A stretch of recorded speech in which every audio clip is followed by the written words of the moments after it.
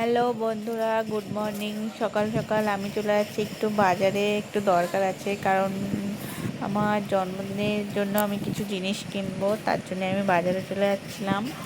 আর বাড়ি এসে আজকে একটা নিরামিষ তরকারি রাঁধবো, আলু দিয়ে, পটল দিয়ে আর সয়াবিন দিয়ে তরকারি। এখানে আলু পটল ভেজে নেওয়া হয়ে গিয়েছে আর সয়াবিন রাখা আছে। সয়াবিন দিয়ে আলু পটল দিয়ে আমি ভালো করে কষিয়ে নেবো।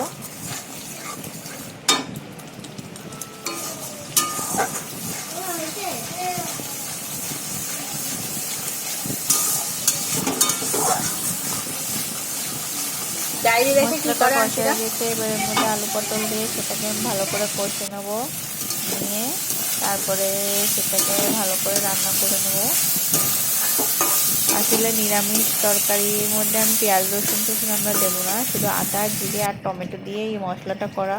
এবার ঝোল ফুটে উঠেছে, ফুটে উঠলে গরম মশলা দিয়ে নামিয়ে নেবো। এখানে টক দই, বেসন আর মুলতানি মাটি নিয়ে নিয়েছি, নিয়ে একটা ফেস প্যাক বানাবো। ফেস প্যাকটা কারণ মুখে ট্যান পড়ে গিয়েছে, অনেক দিন ধরে ভাবছি কিছু একটা ইউজ করব, কিন্তু কিছু ব্যবহার করা হচ্ছে না। এই ফেস প্যাকটা নিয়ে আমি ভালো করে মুখে লাগিয়ে নেবো, 10-15 মিনিট মতো লাগিয়ে রেখে তারপরে ধুয়ে ফেলবো। এটা যদি আমি মানে সপ্তাহে 2 দিন করে ব্যবহার করি, তাহলে দেখবে মুখের ট্যান অনেকটাই উঠে গিয়েছে আর স্কিনে একটা গ্লো চলে এসছে।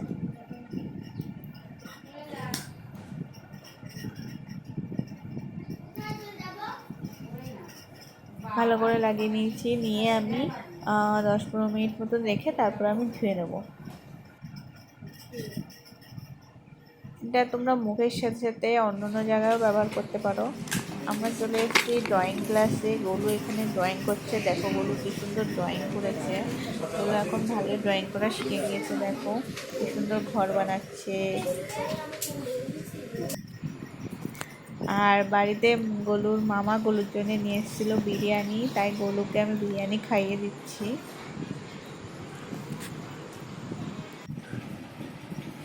আর আমার জন্মদিনের জন্য ভাই নিয়ে এসছে একটা কেক। আর আমি বলেছিলাম কিছু করতে হবে না, তাও ও কেকটা নিয়ে এসছে। আসলে আমার তো বেশি সেলিব্রেট করতে অতটা ভালো লাগে না, কেকটাকে কাটবো। আর এমনি বাড়িতে কিছু টুকটাক রান্না হবে, কেকটা কেটে নিয়ে। আর তেমন কিছু করবো না, কাউকে বলিনি, আমরাই কেকটাকে কেটে নিচ্ছি।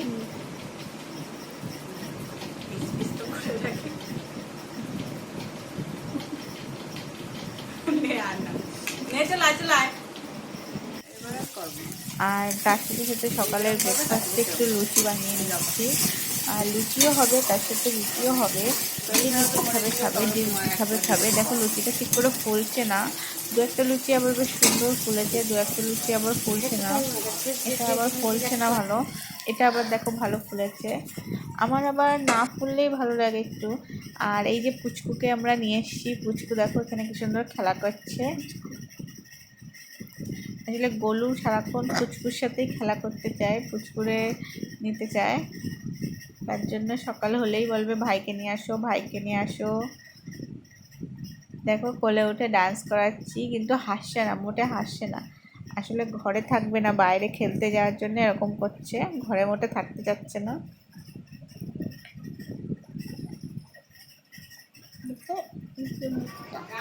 আর এখানে আমি গোলা রুটির সাথে ডিম দিয়ে এগরোলের মতন করে নেবো, পাতলা পাতলা গোলা রুটি করে নিয়েছি। তার উপর দিয়ে এই যে ডিম আমি ফেটিয়ে রেখেছিলাম পেঁয়াজ কুচি মতন দিয়ে। এবার হলো ডিমটা দিয়ে গোলা রুটিটাকে ভালো করে লাগিয়ে নিয়ে বেশ এগরোলের মতন করবো, কিন্তু এটা ময়দা মাখা ছাড়া হবে।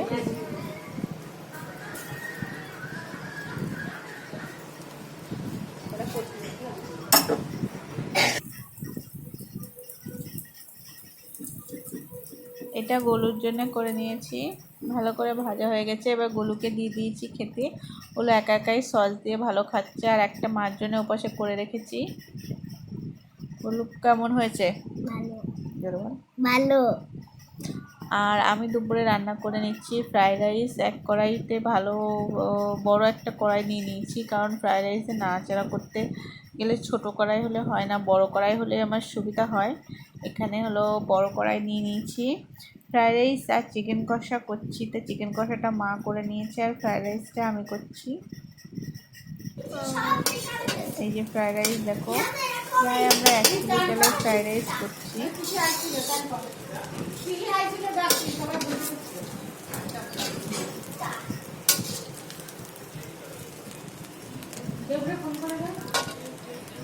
বসে পড়েছি খেতে। ওই যে মা ডিম কষা দিয়ে ফ্রাইড রাইস খাবে আর আমরা খাচ্ছি চিকেন।